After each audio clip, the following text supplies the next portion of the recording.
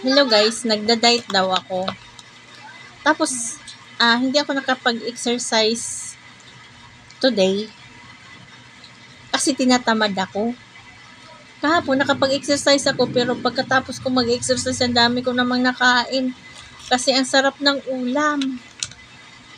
Tapos ngayon, nag-walking ako ng mga 10 minutes lang. Kulang ng 5 minutes, dapat 15 pero 10 minutes lang.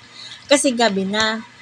Kaso ang nangyari, eto, naghalo-halo. O, di ba? Kahit sa gabi naghalo-halo.